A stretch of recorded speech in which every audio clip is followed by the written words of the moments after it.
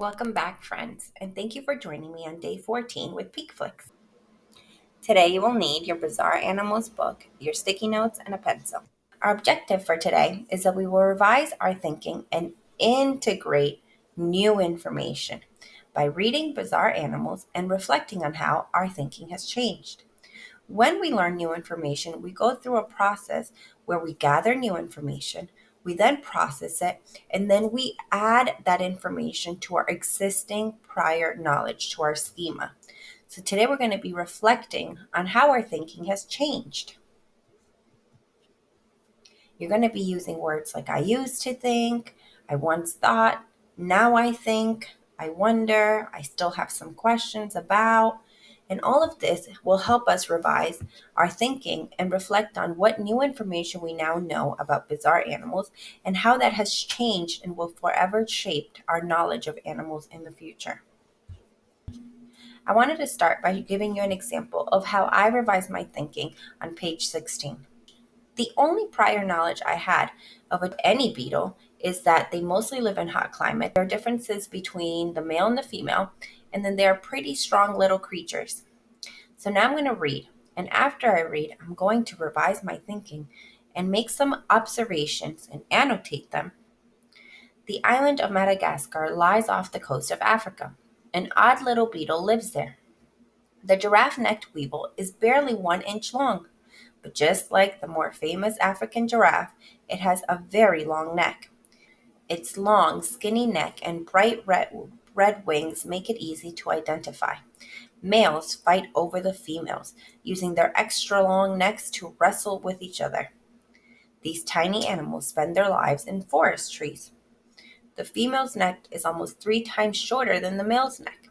She uses her neck to roll a leaf into a tube. One egg is laid inside the tube. Then she puts the leaf nest in a safe spot in a tree or on the forest floor. So now that I've gathered more information about the giraffe-necked weevil, this specific type of beetle, I'm processing it. So in my sticky note, I'm going to annotate these new ideas, how my schema has changed.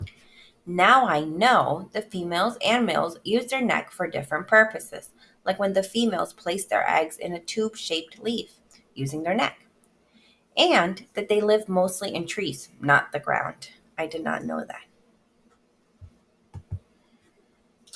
So I would like for you to give it a try. Read or reread Bizarre Animals, and on a sticky note, write down how your thinking has changed. What do you now know about certain animals that you didn't know before? And how has that changed the way you're going to think about other animals? Reading stamina and behaviors, and complete today's exit ticket.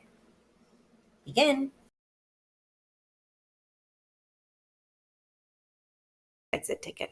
And now let's move on to our writing workshop.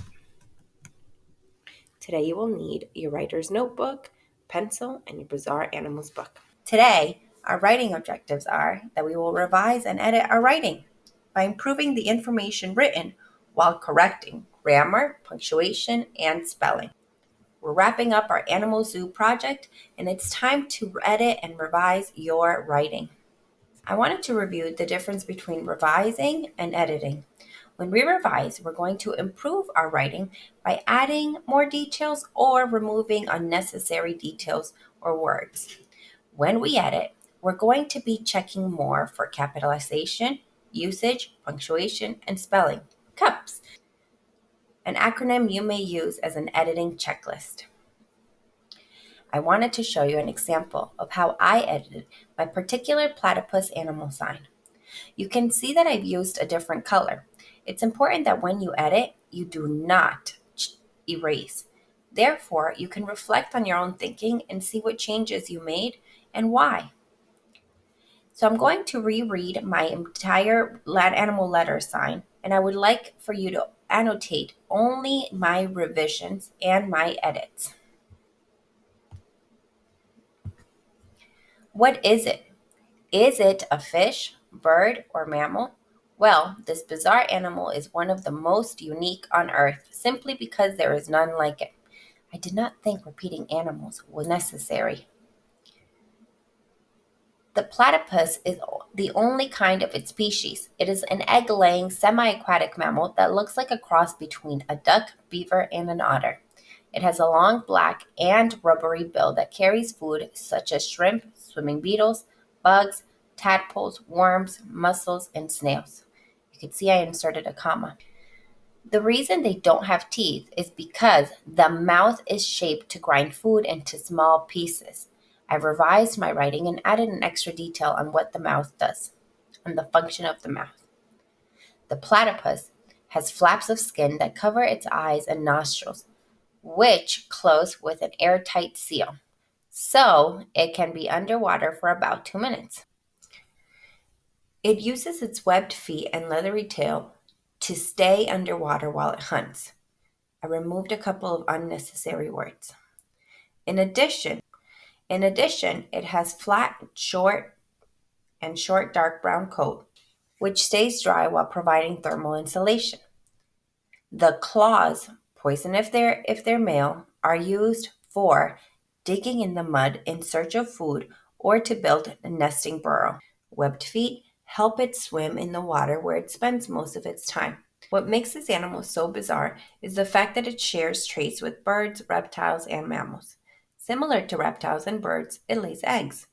Also, like birds or ducks, it has webbed feet. It feeds its young milk like all mammals. Uncommon to mammals, one very special characteristic is the fact that the male platypus has a small, sharp, venomous spurs on its back leg to protect itself from predators. I could even take out that last sentence since I've already mentioned something like it in the previous paragraph. Before I move on, I wanted to go back to our revise and editing checklist. These checklists will help me assure that I've revised and edited and made sure that my letter signs is as correct and as appropriate and easy to understand for my guests at the zoo. So now I would like for you to give it a try. Revise your sentences by adding or removing details.